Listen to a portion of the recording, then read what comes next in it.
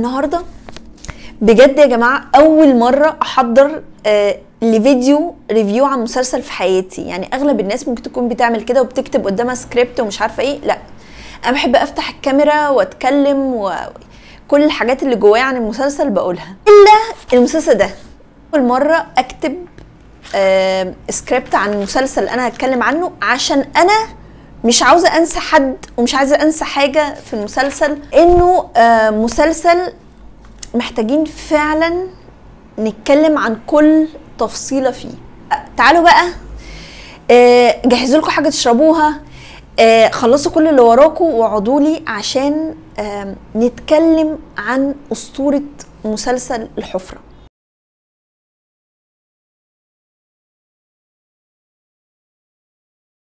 اول حاجه، سواء انت لسه هتتفرج على الحفره او اتفرجت عليه، سواء اتفقت على المسلسل ده او اختلفت عليه زي حالاتي، ساعات كنت بختلف عليه، ولكن ما تقدرش تنكر ان ده مسلسل اسطوري والمسلسل الاكثر نجاحا ومشاهده حوالين العالم. يعني المسلسل ده مش ناجح بس في تركيا، هو بجد في كل حته في العالم كانت الناس بتتفرج على المسلسل ده. الحفره كان عباره عن 4 اجزاء، وفي الاخر هقول لكم اصلا انا ايه اللي خلاني اغير وجهه نظري عن الحفره. ان انا ما كنتش من الفانز بتاع الحفره، ولكن الجزء الرابع بتاع المسلسل هو اللي غير فكرتي تماما عن المسلسل ده. نتكلم عن القصه ببساطه، هي على قد ما هي قصه بسيطه بس هي قصه عميقه جدا. قصه عيله كبيره قوي شبه بتحكم مكان اسمه الحفره. الحفره ده عاملينه زي ما تقولوا ايه، دوله مصغره. يعني كل الناس اللي عايشين في المكان ده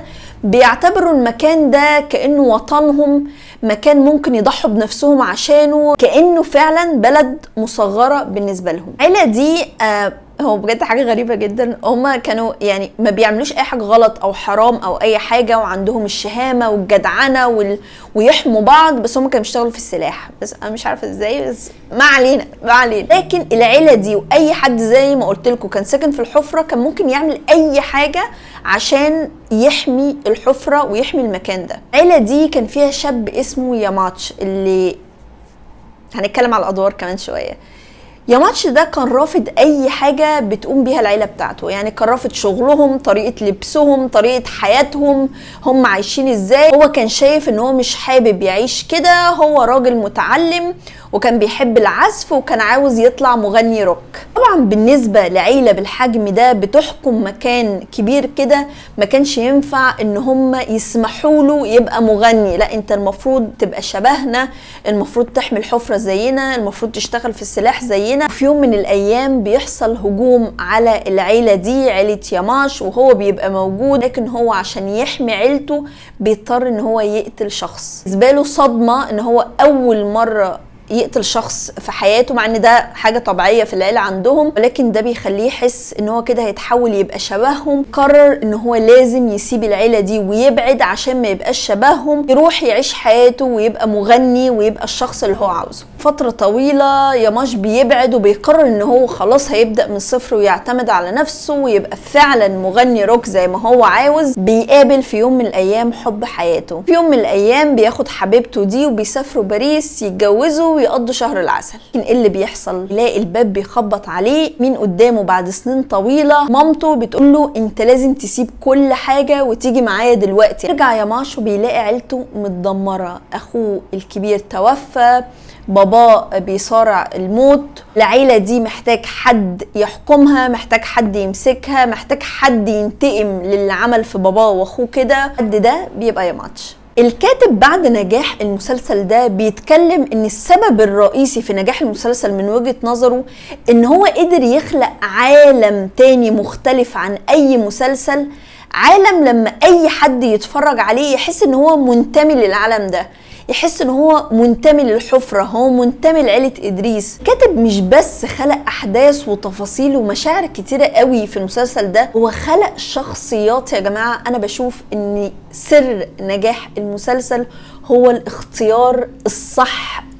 لو في حاجة اكبر من 1,000,000% للشخصيات. تتفرج على الشخصيات بتبقى قاعد محتار، هو انت منتمي لأني شخصية فيهم، هو انت متعاطف مع أني شخصية فيهم.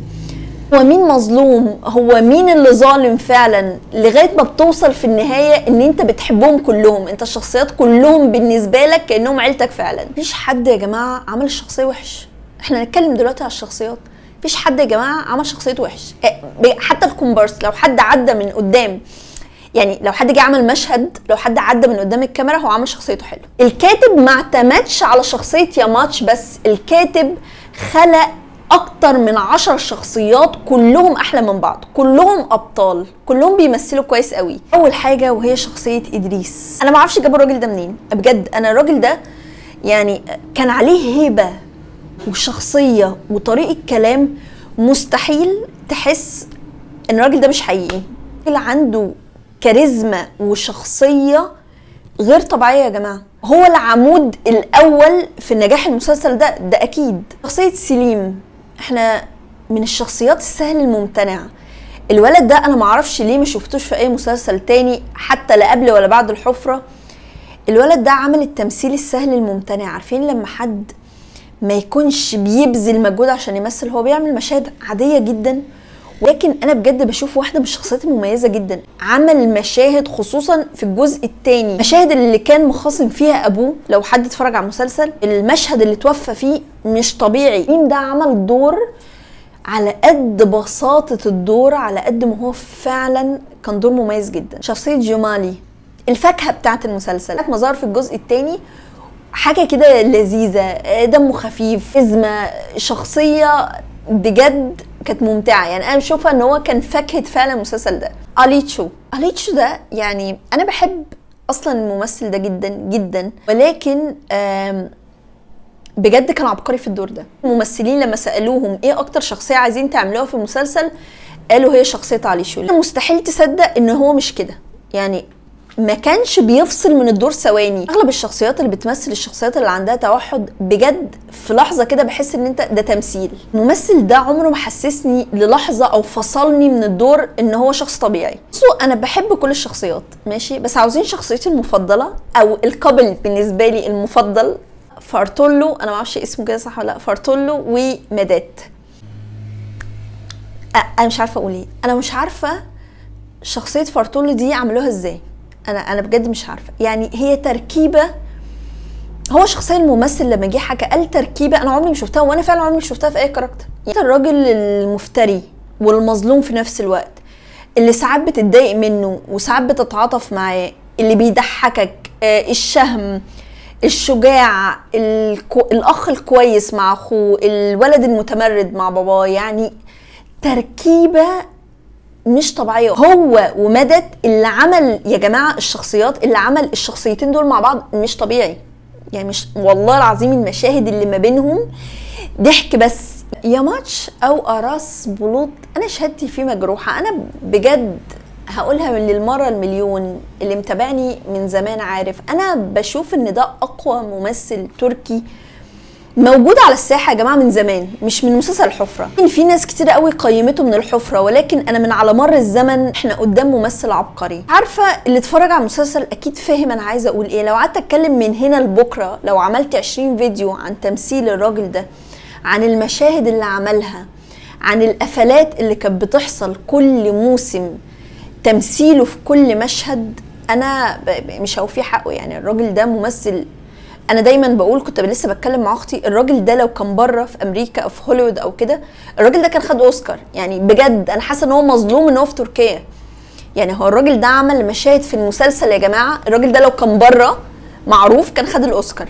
زي ما قلت لكم المسلسل ده من 4 اجزاء، ولو جيتوا سالتوني امنيه لخصنا في المجمل كده اتفرج على المسلسل ده ليه او ايه المميز في المسلسل ده، هقول لكم 3 حاجات. حاجه الشخصيات زي ما قلت لكم، انا شايفه ده النجاح الاساسي للمسلسل. تاني حاجه، حيل تشوفوا قفله مسلسل بتقفل بالقوه دي. الموسم الاول الحلقه الاخيره، الموسم الثاني الحلقه الاخيره. ايه ده يا جماعه؟